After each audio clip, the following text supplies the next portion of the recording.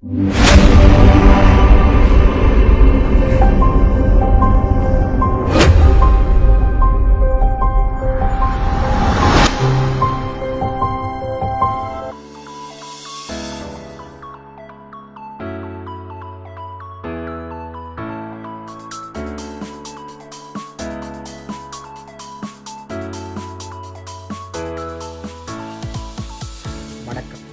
தடயத்தாரில் நம்ம ஒரு நிகழ்வோடு இணைந்திருக்கின்றோம்.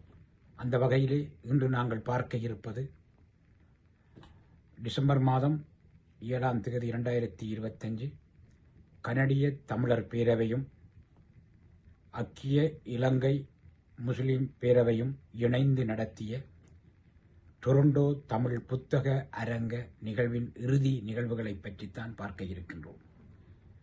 இந்த இறுதி நிகழ்விலே சிலவற்றை நாங்கள் பதிவு செய்திருக்கின்றோம்.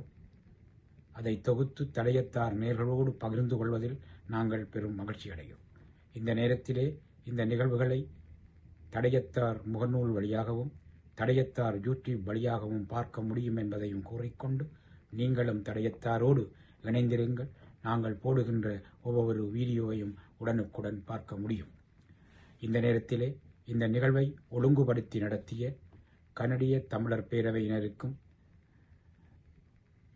ஐக்கிய இலங்கை முஸ்லிம் பேரவை கனடா அமைப்பினருக்கும் இந்த நிகழ்விலே கலந்து கொண்ட அனைத்து பேச்சாளர்களுக்கும் எங்களுடைய அன்பையும் பாராட்டுக்களையும் தெரிவித்துக் கொண்டு நிகழ்வுக்குள்ளே செல்வோம். நன்றி.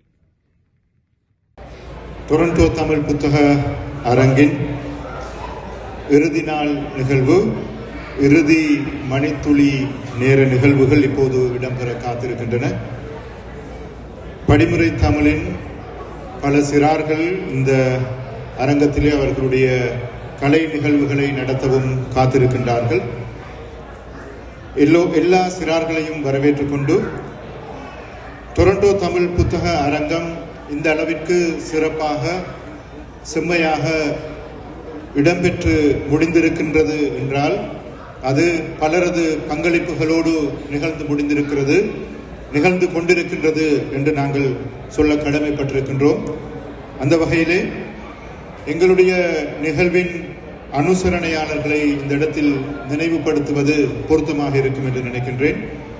ட்ரீம் டைம் வெட்டிங்ஸ், ஒரு புலம்பெயர் தமிழன் இலங்கையிலிருந்து இங்கு வந்து கடந்த 20 வருடங்களாக தன்னுடைய அயராத உழைப்பினாலும் நேர்மையான முயற்சிகளினாலும் இன்று வட அமெரிக்காவின் மிக பிரபல்யமான ஒரு பிராண்டை கிரியேட் பண்ணி, ஒரு பிராண்டை உருவாக்கி அதிலிருந்து பல 10 பேருக்கு வேலை வாய்ப்புகள் மாத்திரமல்ல, தொழில் வாய்ப்புகள் மாத்திரமல்ல, வர்த்தக வாய்ப்புகளையும் வழங்கி சிறப்பித்துக் கொண்டிருக்கின்ற ட்ரீம் டைம் வெட்டிங்ஸ் நிறுவனம் எங்களுடைய ஒரு முக்கியமான ஸ்பான்சர்ஸாக, அனுசரணையாளர்களாக இருக்கின்றார்கள்.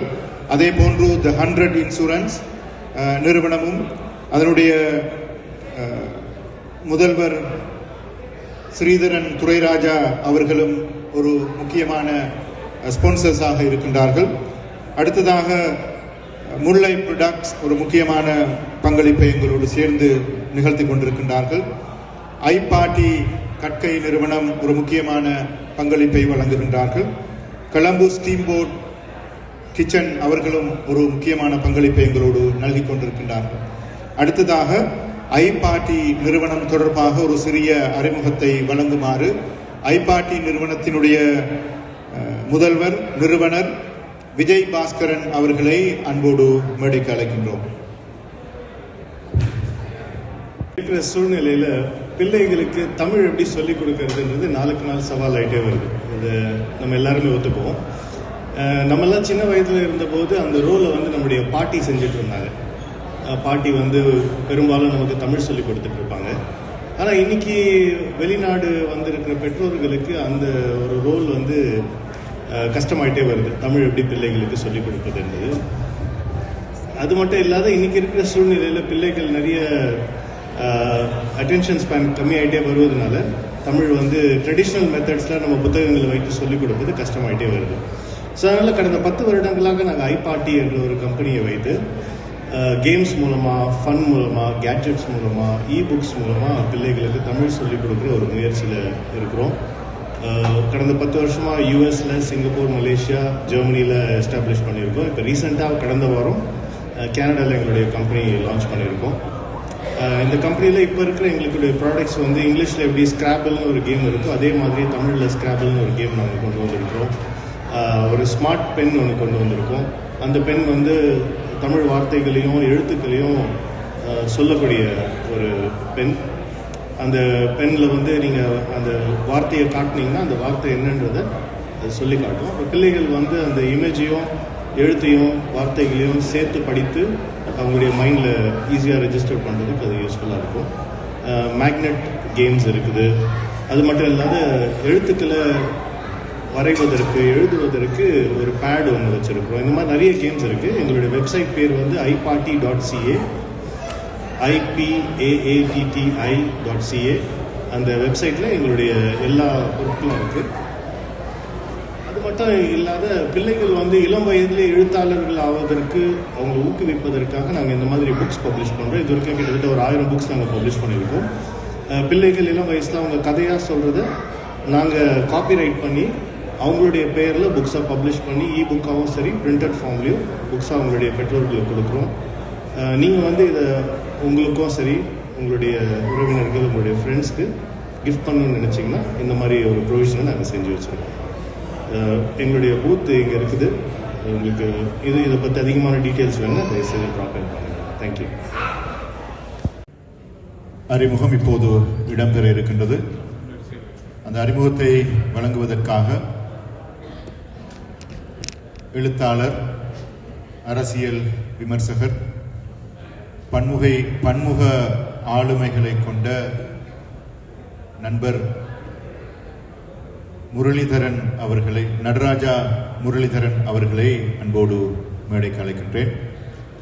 தயவு செய்து புத்தக அரங்கத்தில் இருக்கின்ற அன்பர்கள் முன்னே இருக்கின்ற ஆசனங்களில் வந்து அமர்ந்து எங்களுடைய இந்த நூல் வெளியீடுகளுக்கு, அறிமுகங்களுக்கு ஆதரவு தருமாறு அன்போடு கேட்டுக்கொள்கின்றோம். இப்போது நடராஜா முரளிதரன் அவர்கள் அவருடைய எழுநா சஞ்சிகை தொடர்பான அறிமுகத்தை வழங்குவார்கள்.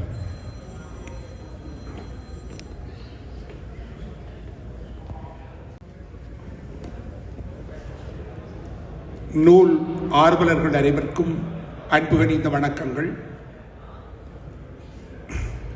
அரங்கம் வரிச்சோடி கடந்த போதும் திரைச்சீலைக்கு பின்னாலே உள்ள புத்தக அரங்க பார்வையாளர்கள் புத்தக அரங்கத்தை தங்களுடைய புத்தகத்தை காட்சிக்கு வைத்திருக்கின்ற அனைவருக்குமாக ஆன உரையாக, அனைவருக்குமான கருத்து கூறலாக இது அமையும். நம்பர் டெசி தன்னுடைய பிள்ளைகளை ஏறத்தாழ 1 மாதத்திற்கு முன்பாக அவர்கள் நாட்டிலே இருந்து கிளிநொச்சியில் இருந்து வந்தவர்களை அழைத்து வைத்திருக்கின்றார். இளையவர்கள் மிக குறைவாக இந்த வகையான நூல் காட்சிகளிலே, நூல் வெளியீடுகளிலே, புத்தக அரங்குகளிலே சமூகம் அளிக்கின்ற வேளையிலே இவ்வாறான முன்னெடுப்புகள் இனி வரும் காலங்களிலே பலம் சேர்க்கும் என்று நம்பலாம். இன்றைய இந்த புத்தக அரங்கம் டொரண்டோ தமிழ் புத்தக அரங்கம். டொரண்டோ தமிழ் புத்தக அரங்கம் இன்று 2வது நாளாக இந்த அரங்கத்திலே 90 Littles Road Melbourne family resource சென்டரிலே நடைபெற்றுக் கொண்டிருக்கின்றது. ஏன் இந்த டொரண்டோ தமிழ் புத்தக அரங்கம் முக்கியத்துவம் வாய்ந்தது என்பது பற்றி சில வரிகளை நான் இந்த உரையின் போது குறிப்பிடுவது மிக முக்கியமானது என்று கருதுகின்றேன். ஏனென்றால் இங்கு ஏற்கனவே நூற்கண்காட்சிகள், நூல் வெளியீடுகள், புத்தக விற்பனைகள் என்பன நடைபெற்றிருந்தாலும் கூட இந்த டொரண்டோ தமிழ் புத்தக அரங்கம் என்பது தமிழ் பேசும் மக்களாக கனடாவிலே வாழுகின்ற தமிழ் மக்களும் இந்த கனடாவிலே வாழ்ந்து கொண்டிருக்கின்ற எங்களுடைய தமிழ் பேசும் இஸ்லாமிய சகோதரர்களும் இணைந்து நடத்துகின்ற ஒரு நிகழ்வாக அமைகின்றது.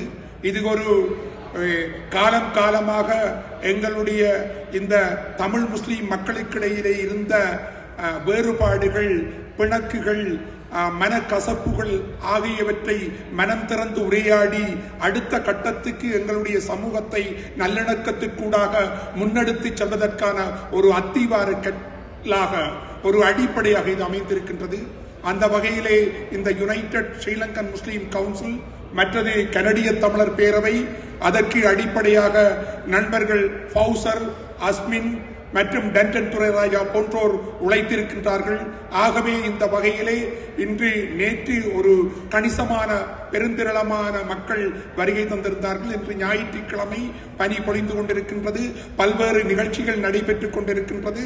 ஆனாலும் நாங்கள் இங்கு பேசுகின்ற உரை பல்வேறு வடிவங்களுக்கூடாக, சமூக வலைத்தளங்களுக்கூடாக மக்களை சென்று சேருகின்ற பொழுது அங்கு அந்த செய்தி மக்களை சென்றடைகின்றது. அது சம்பந்தமான ஒரு சிந்தனை, அது சம்பந்தமான ஒரு உரையாடல் ஒன்று மேற்கொள்ளப்படுகின்றது. அது மிகவும் முக்கியமானது. அடுத்து நான் எழினா என்ற சஞ்சிகைக்கு வருகின்றேன். இந்த எழினா என்ற சஞ்சிகை இலங்கையை அடித்தளமாக கொண்டது, இலங்கையை தலைமையமாக கொண்டது. ஏற்கனவே முதல் 5 எழினா சஞ்சிகைகளும் அதாவது இணையதளத்தினூடாக PDF ஃபைலூடாகத்தான் வெளியிடப்பட்டது. ஆனால் தொடர்ச்சியாக 34 மாதங்களாக எழினா சஞ்சிகை டொரண்டோவிலே அச்சிடப்பட்டு வெளியிடப்பட்டுள்ளது. என்னோடு டென்னிஸ் விளையாடுகின்ற நண்பர்கள் வந்திருக்கின்றார்கள். அவர்கள் கூட இந்த எழினா சஞ்சிகைக்கு பல வகைகளிலே ஒத்துழைப்பை நல்குபவர்கள். அந்த வகையிலே அவர்களை பார்க்கின்ற பொழுது, இந்த விரல் விட்டு எண்ணக்கூடிய சில பேருக்கு மத்தியிலே பார்க்கின்ற பொழுது மனமகிழ்ச்சியை கொடுக்கின்றது. ஆனாலும் டெசி இந்த பேசிக்கொண்டேதான் இருக்கின்றார். ஒரு உரையாடல் நிகழ்கின்ற பொழுது, ஒரு பேச்சு நிகழ்கின்ற பொழுது அந்த சபையிலே அமைதியாக நாங்கள் உட்கார்ந்து அங்கு என்ன நடைபெறுகின்றது என்பதை பேச வேண்டும். அது முதலாவது கூட்ட விதி. அதை இந்த சந்தர்ப்பத்திலே அழுத்தி கூறிக்கொண்டு, இந்த 34 மாதங்களாக நாங்கள் டொரண்டோவிலே இந்த சஞ்சிகையை கொண்டு வருகின்ற பொழுது இது ஏன் அத்தியாவசியமானது, ஏன் இதை அச்சு அடித்து கொண்டு வர வேண்டும் என்ற ஒரு கேள்வி எழுகின்றது. ஏனென்றால் அச்சு தொடர்பான அச்சு ஊடகங்கள் வாசிக்கப்படுவது மிக குறைவாக இருக்கின்றது. இது எழினா ஆன்லைனுக்கூடாக வருகின்றது, PDF ஃபைலுக்கூடாக வருகின்றது. ஆயினும் நாங்கள் ஒரு குறைந்தபட்சம் அது ஒரு ஹார்ட் காப்பியாக, ஒரு அச்சு ஊடகமாக, அது ஒரு சஞ்சிகை வடிவிலேயும் அதை கொண்டு வர வேண்டிய கடமை எங்களுக்கு உண்டு. முக்கியமாக அப்படியான ஏனென்றால் நாங்கள் ஒரு பழைய 60கள் 70கள் தலைமுறைகளைச் சேர்ந்தவர்கள். முக்கியமாக நாங்கள் அச்சு ஊடகத்தை வாசித்து பயன்பெற்றவர்கள், அச்சு ஊடகத்தை அச்சு ஊடகத்தை பழகியவர்கள். அதன் தொடர்ச்சியை பேணுவதற்காக நாங்கள் இதையும் கைவிடாது கடைபிடிக்க வேண்டியிருக்கின்றது. நீங்கள் ஆன்லைனிலே வாசியுங்கள், PDF ஃபைலிலே வாசியுங்கள். அதே போல எங்களுடைய எனக்கு தெரிந்த மிகவும் நெருக்கமாக தெரிந்த அம்மா இருக்கின்றார். அவர் கட்டாயம் போய் இந்த கணனியிலேயோ அல்லாவிட்டால் அலைபேசியிலேயோ வாசிக்க போவதில்லை. ஆகவே அப்படிப்பட்டவர்களுக்கு இந்த ஹார்ட் காப்பியாக, இந்த நூல் வடிவிலேயும் ஒரு புத்தகமாக அது தேவை. அந்த வகையில் தான் இது முக்கியம். நாங்கள் ஆயிரக்கணக்கிலே அடிக்கவில்லை. அதாவது கனடாவிலே தொடர்ச்சியாக 34வது இதழை கொண்டு வருகின்ற பொழுது இலங்கையிலே தான் 5 மில்லியனுக்கு மேற்பட்ட தமிழ் பேசும் மக்கள் வாழுகிறார்கள். அங்கு இதை பார்த்து பிரமித்துத்தான் இந்த ஆண்டு மாசி மாதம் பிப்ரவரியிலே இதை அங்கு அச்சிட தொடங்கி இருக்கிறார்கள். இவர்கள் அச்சிட தொடங்கிய போது அது எங்கு போகின்றது? நூல் நிலையங்களுக்கு போகின்றது, பல்கலைக்கழக வளாகங்களுக்கு போகின்றது, பல்கலைக்கழக கலை பீடங்களுக்கு போகின்றது. அங்குள்ள வரலாற்று மாணவர்கள், சரித்திர மாணவர்கள் இதை வாசிக்கின்றார்கள். ஆகவே இது ஒரு முக்கியத்துவம் பெறுகின்றது. ஆகவே தான் நீங்கள் இங்கு இப்போது நீங்கள் ஒரு 25 பேர் இதில் உள்ளீர்கள் என்றால் நீங்கள் ஒவ்வொருவரும் நீங்களும் பேச போகிறீர்கள். உங்களுடைய நண்பர்களோடு, உங்களுடைய குடும்பத்தோடு, உங்களுடைய சமூக வலைத்தளங்களிலே, உங்களுடைய முகநூல் பதிவுகளிலே நீங்கள் அதை பேச போகின்றீர்கள். ஆகவே தான் நான் கூறுகின்றேன், நேற்று நாங்கள் இந்த புத்தக அரங்கத்திலே கலந்து கொண்ட போது எங்களுடைய ஒரு கணிசமாக நாங்கள் செலவழித்த அந்த தொகையை பெறக்கூடியதாக இருக்கின்றது. ஆகவே எங்களுடைய மக்களை நாங்கள் தப்பாக கணித்து விடக்கூடாது. அவர்கள் ஊக்கம் தருகின்றார்கள். ஆனால் அந்த ஊக்கத்தை இன்னும் நாங்கள் உத்வேகப்படுத்த வேண்டியவர்களாக இருக்கின்றோம். அந்த வகையிலே இந்த எழினா சஞ்சிகை தாயகத்தை தலைமையாக கொண்டது. திருநெல்வேலியிலே அதனுடைய தலைமை அலுவலகம் இயங்குகின்றது. பதிப்பாசிரியர் வந்து லண்டனை தலைமையாக கொண்டு செயற்படுகின்றார். நாங்கள் இதை இங்கு வெளியிடுகின்ற பொழுது, இதை விற்பனை செய்கின்ற பொழுது, அதே நேரத்திலே எளினா வந்து ஸ்பாட்டிஃபைவுக்கூடாக நீங்கள் ஒலி வடிவத்துக்கூடாக கேட்கலாம், எளினா ஆன்லைன் என்ற அந்த இணையதளத்துக்கூடாக கேட்கலாம். அதே நேரத்தில் பிடிஎஃப் ஃபைல் வடிவத்திலே அதை சஞ்சிகையாகவும் நீங்கள் வாசிக்கக்கூடியதாக இருக்கின்றது. ஆகவே அங்கு ஒப்பு நோக்குதல், வடிவமைப்பு, இந்த கட்டுரைகளை சேகரித்தல், இந்த கட்டுரைகளை வந்து பின்பு இணையதளத்துக்கூடாக பிரசுரித்தல் என்ற வகையிலே அங்கு ஏறத்தாழ 2 லட்சம் ரூபாய் செலவாகின்றது. ஆகவே நான் வந்து இங்கு இந்த அச்சடித்து வெளியிடுவதற்கு அப்பால் ஒரு $300-400 தொடர்ச்சியாக ஒரு மாசம் அனுப்பி கொண்டிருக்கின்றேன். ஆகவே தான் நான் கூறுகின்றேன், இந்த ஆர்வலர்கள் வந்து நிச்சயமாக இதற்கு ஒத்துழைப்பு நல்க வேண்டும். அதே நேரத்தில் இந்த எளினா சாவடியிலே சில புத்தகங்களை வைத்திருக்கின்றோம். நாளை வெளியீடு என்பது எங்களுடைய வெளியீடு. நீங்கள் இந்த அதாவது இந்த சஞ்சிகையிலே நீங்கள் பார்க்கலாம், அச்சிட்டு வெளியிடுவோர் நாளை என்று இருக்கு, நாளை வெளியீடு என்று. இந்த நாளை வெளியீட்டிலே கூட என்னுடைய கட்டுரைகள், இந்த தொகுப்பு தமிழ் மக்கள் நாடு கடந்த அரசியல், தமிழ் மக்களின் காத்திருத்தல், எந்த நாடும் எனக்கு சொந்தமில்லை என்ற 3 வெளியீடுகள், என்னுடைய நண்பர் மாமூனுடைய இனப்படுகொலை நாட்டில் 10 எழுத்துக்கள் என்ற அந்த பிரசுரங்களும் கூட அங்கே வைக்கப்பட்டிருக்கின்றன. நேற்று உண்மையாகவே நான் வந்து இந்த புத்தக அரங்கத்துக்காக சில தொகைகளை செலவழித்திருந்தேன். என்னுடைய சில புத்தகங்களை 2ஆம் பதிப்பு 3ஆம் பதிப்பாக பதிப்பித்திருந்தேன். இந்த எளினா சஞ்சிகையை அச்சடித்திருந்தேன்.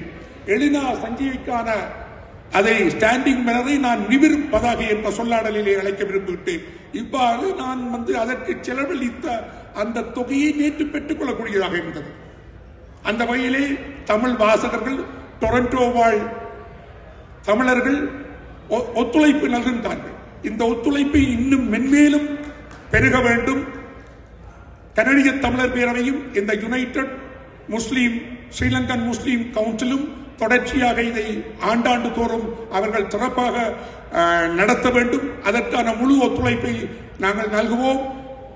முக்கியமாக தமிழ் எழுத்தாளர்களுக்கு, தமிழ் சஞ்சிகை வெளியீட்டாளர்களுக்கு, புத்தக வெளியீட்டாளர்களுக்கு நீங்கள் இதில் கலந்து கொண்டு அவர்களோடு உரையாடுவதனூடாக, அவர்களுடைய வெளியீடுகளை வேண்டுவதனூடாக நீங்கள் ஒத்துழைப்பு நல்க வேண்டும் என்று கூறி இந்த சந்தர்ப்பத்தை தந்த அமைப்பினருக்கு, இந்த இன்றைய டொரண்டோ தமிழ் புத்தக அரங்க அந்த ஏற்பாட்டு குழுவுக்கு நன்றி கூறி விடைபெறுகின்றேன். நன்றி, வணக்கம். நவஜீவன் அவர்களின் ஒரு சிற்றுரை இடம்பெறவிருக்கிறது.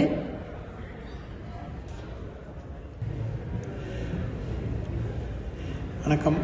முன்னுக்கு அமர்ந்திருக்கும் பெரியோர்களே, நண்பர்களே, நூலக ஆசிரியர்களே, அனைவருக்கும் என் பேரன்புடன் வணக்கத்தையும் அன்பையும் தெரிவித்துக் கொள்கின்றேன்.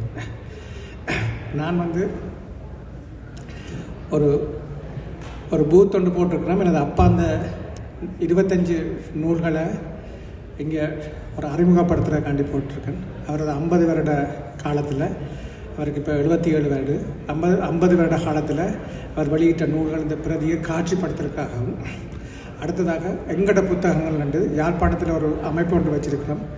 இங்கே இருக்கிற நூலாசிரியர்கள் தாயகத்தில் போய் ஒரு நூலை வெளியிடணும் அல்லது நூலை பதிப்புரிமை செய்யணும், அல்லாட்டா அந்த நூல் வெளியீட்டு விழா செய்யணும் என்றது அவர்களுக்காக உதவி செய்கிற ஒரு அமைப்பாக கிட்டத்தட்ட கடந்த 2 வருஷத்துக்குள்ள 30 புத்தகங்களுக்கு மேலே வெளியிட்டிருக்கிறோம். அங்கே புத்தக அரங்கங்களை நடத்தி இருக்கிறோம். எங்கட புத்தகம் அந்த 2 புத்தும் அந்த கோணரில் இருக்கும், நீங்கள் அங்கே வந்து பார்க்கலாம். முதற்கண் என் அப்பா அந்த இன்றைக்கு நிறைய நூலாசிரியர்களை பார்த்துருப்பீங்க. என் அப்பா அந்த ஒரு வல்வை படுகொலை என்ற நூல் வந்து ஒரு முக்கியமான 62,000 பிரதிகளை இங்கிலீஷில் வந்த புத்தகமாக இருக்கிறது. 1989ஆம் ஆண்டு வல்வெடுத்துறை என்ற கிராமத்தை சுற்றி வளைக்கப்பட்டு இராணுவ அட்டாக் பண்ணப்பட்டு கிட்டத்தட்ட 100 கணக்கான ஆக்களை கொலை செய்யப்பட்டு, ரேப் பண்ணப்பட்டு,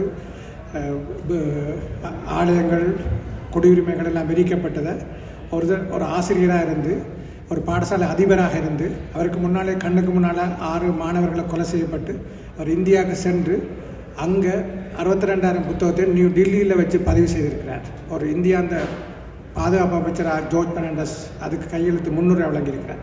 அப்படிப்பட்டதிலிருந்து இன்றைக்கு எப்படி 25 புத்தகங்களையும் அப்படியான ஒரு போர் முனையில் பதிவு செய்யப்பட்டதும் கள முனையில் பதிவு செய்யப்பட்டதும் மக்கள் அவலங்களோடு பதிவு செய்யப்பட்ட புத்தகங்களாக அது இருக்குது. நீங்கள் ஒரு கணம் அந்த கோனரில் வந்து விசிட் பண்ணி பாருங்க. அடுத்தது நான் சொன்ன எனது நண்பன் வசீகரன் குலசிங்கம் வசீகரன் வளர்ந்த எங்கட புத்தகங்கள் இந்த புத்தகம். நன்றி. வணக்கம் எல்லோருக்கும். இது நாங்கள் முல்லை மேரின் முல்லைத்தீவு அம்ப்ரலாக்கில் முல்லை என்ற ஒரு சாரி செய்கிறோம் இருக்கு ஆர்கனைசேஷன்ஸில் செய்கிறோம். ஸோ பேசிக்லி இது வந்து நாங்கள் இந்த ப்ராஜெக்ட் 5 years ago தொடங்கினாங்க. என்னன்னு சொன்னால் போரால் பாதிக்கப்பட்ட பெண்களுக்கு ஒரு ஃபைனான்சியல் ஸ்டெபிலிட்டி கொடுக்கறதுக்காண்டி, வேலை வாய்ப்பு கொடுக்கறதுக்காண்டி இந்த முல்லை சாரி வந்து ஒரு ஹேண்ட்லூம், எங்களோட பழைய ட்ரெடிஷன் வந்து ஹேண்ட்லூம், அந்த கைத்தறி மிஷினால் செய்யப்பட்டது. ஒவ்வொரு சாரியும் வந்து ஒவ்வொரு லேடிஸ் வந்து வீவ் பண்ணினோம். இவ்வளோ காலம் 5 வருஷமாக டிஃப்ரெண்ட் ஏரியாஸ் லைக் பர்டிகுலோ முல்லைத்தீவு ஏரியாஸுக்கு நாங்கள் ஒரு ஆர்டர் சாரீஸ் NGOs ஆர்கனைஸ் பண்ண ஒரு லேடிஸ் செய்கிற சாரீஸில் எடுத்து, இப்போ போரால் பாதிக்கப்பட்ட பெண்கள் செய்கிற சாரீஸில் எடுத்து இப்போ வந்து அந்த ப்ராஃபிட்டை வச்சு நாங்கள் ஒரு சென்டர் முல்லைத்தீவில் புதுக்குடியிருப்புன்ற ஒரு இடத்துல ஒரு சென்டர் வந்து அமைச்சிருக்கிறோம். அந்த சென்டரில் ஒரு 7-8 கைத்தறி மிஷின் அங்கே இருக்குது. அதில் வந்து நாங்கள் நிறைய லேடிஸ், அந்த ஏரியாக்குள்ள லேடிஸ், போரால் பாதிக்கப்பட்ட லேடிஸை சேர்த்து அவைக்கு ட்ரைனிங் கொடுத்து, அவைக்கு ஒரு கௌரவம் கொடுத்து, ட்ரைனிங் கொடுத்து, அவை ஒரு நல்ல ஒரு வீவர்ஸாக வந்து அவைண்ட ப்ராடக்ட்ஸை தான் நாங்கள் செல் பண்ணி கொண்டிருக்கிறோம். இந்த வகையில் நாங்கள் இவ்வளோ 5 வருஷமாக தொடர்ந்து சேல் பண்ணி கொண்டிருந்து அது கூட ஃபேஷன் ஷோ செய்து அந்த ப்ராடக்டை மார்க்கெட் பண்ணி, இந்த ப்ராடக்டை மார்க்கெட் பண்ணிக்கு நிறைய பேர் வேண்டினாங்க.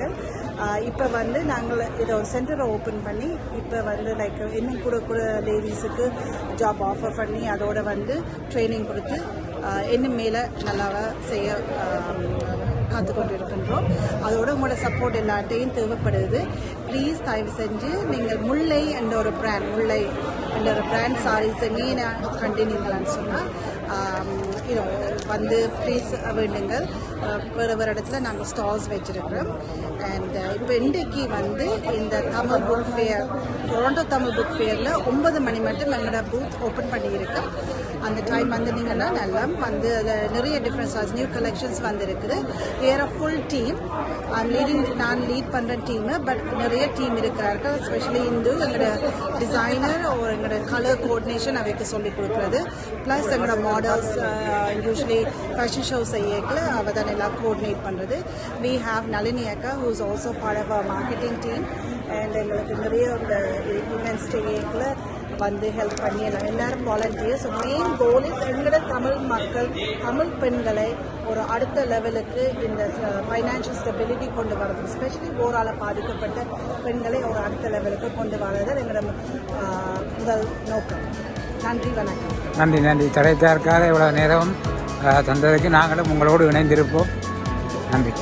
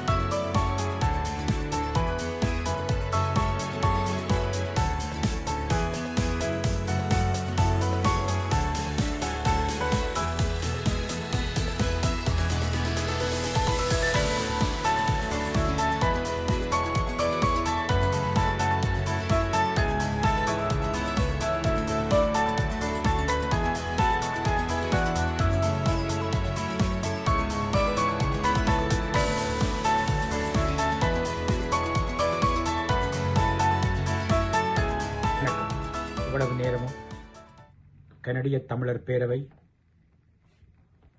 ஐக்கிய இலங்கை முஸ்லிம் பேரவை இணைந்து நடத்திய டொரண்டோ தமிழ் புத்தக அரங்க நிகழ்விலே இறுதி நிகழ்வுகளை சிலவற்றை பார்த்திருப்பீர்கள் என்று நம்புகின்றோம். இந்த நிகழ்வுகளை நீங்கள் மட்டும் பார்வையிடாமல் மற்றவர்களுக்கும் பகிர்ந்து கொள்ளுமாறு அன்போடு கேட்டுக்கொள்கிறோம். மீண்டும் ஒருமுறை இந்த நிகழ்வை ஒழுங்குபடுத்தி நடத்திய டொரண்டோ தமிழ் புத்தக அரங்க நிர்வாகிகளுக்கும், இந்த நிகழ்விலே பங்கு பெற்றிய அனைத்து கலைஞர்கள், அனைத்து கனடா வாழ் தமிழ் மக்களுக்கும் தடையத்தார் குழு சார்பாக எங்களுடைய அன்பையும் பாராட்டுக்களையும் தெரிவித்துக் கொண்டு, மீண்டும் ஒருமுறை தடையத்தாரின் நம்மவர் நிகழ்வுகளோடு உங்களை சந்திக்கும் வரை உங்களிடமிருந்து விடை பெறுபவர் கிருபா கந்தையா. நன்றி, வணக்கம்.